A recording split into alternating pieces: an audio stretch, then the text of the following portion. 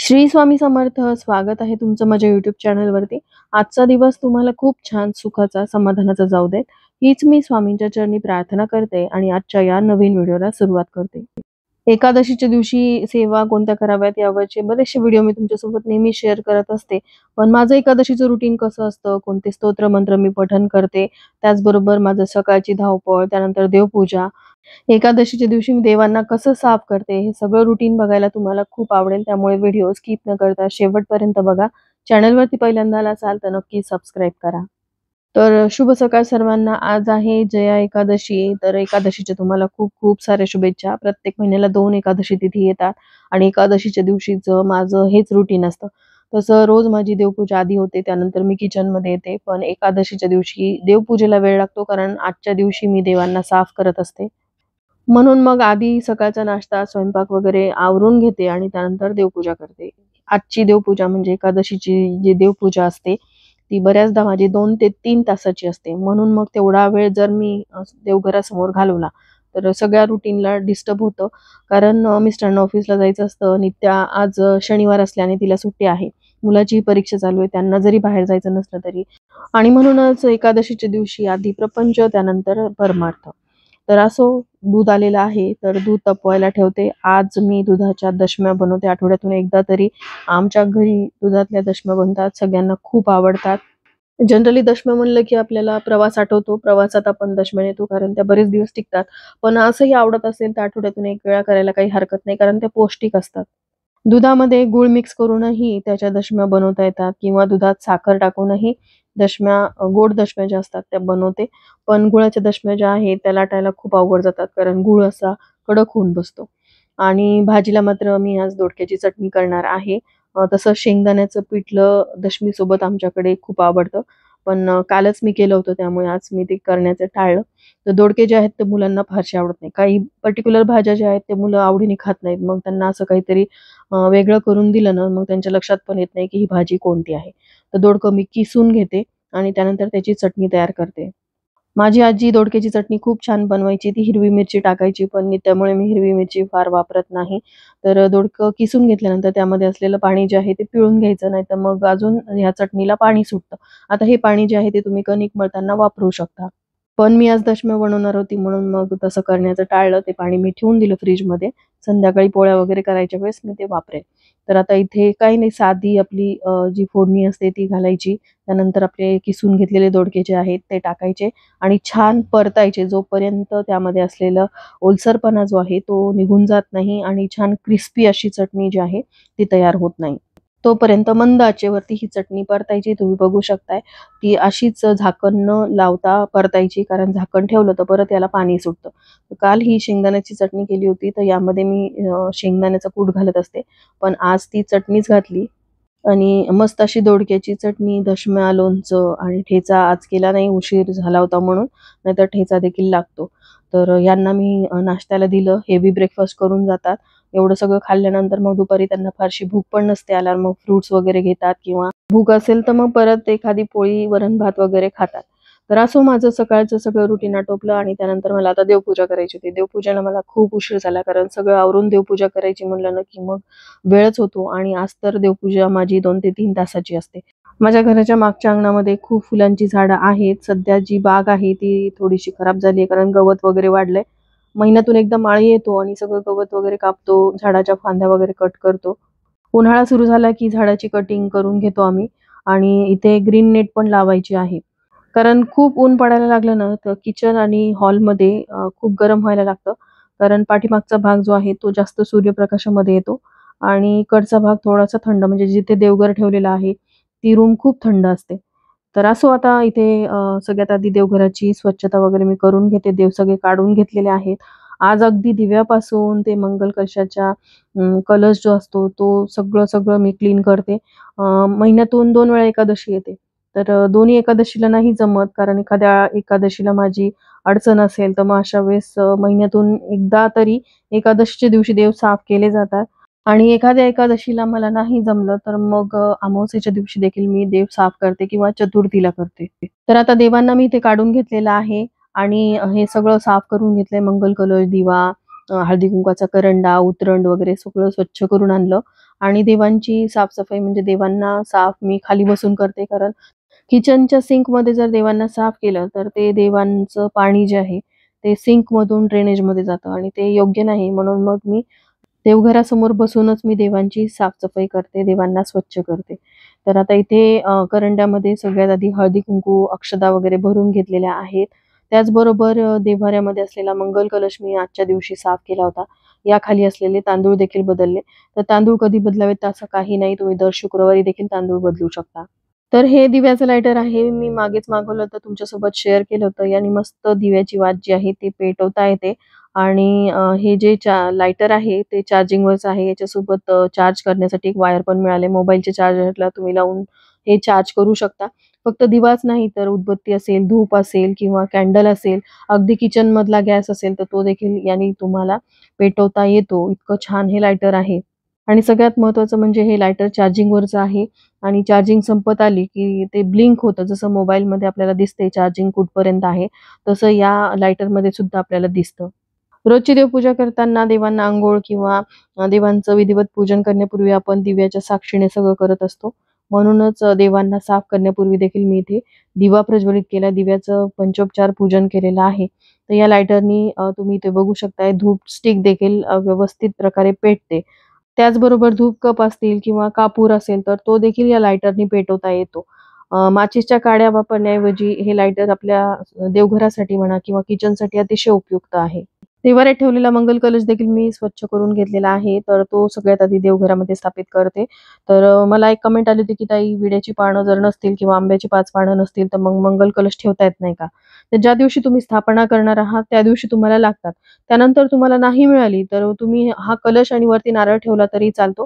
कारण सगळ्यांनाच विड्याची पानं मिळतीलच प्रत्येक आठवड्याला किंवा रोजच असं शक्य नाही. आता माझ्या घरी पण विड्याच्या पानाचा वेल नाही, पण शेजारी आहे तर तिथून मी आणत असते आणि ज्या दिवशी मंगल कलशातलं पाणी वगैरे बदलायचं असतं त्या दिवशी मी ही पानं देखील बदलते. पण एखाद्या वेळेस असं होतं की पानं नसतात, मग तो मंगल कलश ठेवायचा की नाही? तर पानं जरी नसली तरी त्या कलशाखाली आपण तांदूळ ठेवतो, त्यावरती मंगल कलश ठेवतो आणि त्यामध्ये असलेलं जे श्रीफळ आहे ते आपण कुलदेवतेच्या स्वरूपामध्ये मंगल कलशावरती स्थापित करतो. म्हणून मंगल कलश हा आपल्या देव्हाऱ्यामध्ये असायलाच हवा. त्याचबरोबर आता ह्या ज्या 3 प्लेट तुम्हाला दिसताय, एका प्लेटमध्ये मी महालक्ष्मीची मूर्ती ठेवते, एका प्लेटमध्ये कासव ठेवते आणि एका प्लेटमध्ये अन्नपूर्णा देवीची मूर्ती असते. तर त्यामध्ये देखील तांदूळ भरून घेतलेले आहेत. तांदूळ कधीही पांढरे ठेवू नये, त्यावरती हळदी-कुंकू मी अर्पण केलेलं आहे. आणि देवांना साफ करण्यासाठी एक आसन घेतले, एक मोठी अशी परात घेतलेली आहे आणि हीच मी वापरते देवांना ज्या दिवशी मला साफ करायचं असतं, कारण तामण जे आहे ते खूप छोटं पडतं. आता देवांना साफ करताना सुरुवात मी गणपतीपासून करते. गणपतींची मूर्ती माझ्याकडे जी चांदीची आहे, म्हणून त्यासाठी मला रुपेरी हे लिक्विड वापरावं लागतं. तुम्ही कोलगेटही वापरू शकता किंवा कोलगेटची जी पावडर असते ती देखील वापरू शकता. पण रुपेरी असतं माझ्याकडे म्हणून मी त्याचाच वापर करते. त्यानंतर मी बाळकृष्णांची मूर्ती घेतलेली आहे, कारण आज एकादशी आहे, तर लगेचच अभिषेक करून घेते पाण्याने, दुधाने, परत पाण्याने. आज दही नव्हतं म्हणून मग पंचामृत तयार नाही केलं. आणि अभिषेक करून झाल्यानंतर लगेचच रुपेरीच्या लिक्विडनी मी बाळकृष्णांची मूर्ती स्वच्छ करते. आणि ब्रश जो आहे तो देवांसाठीचा सेपरेट असतो.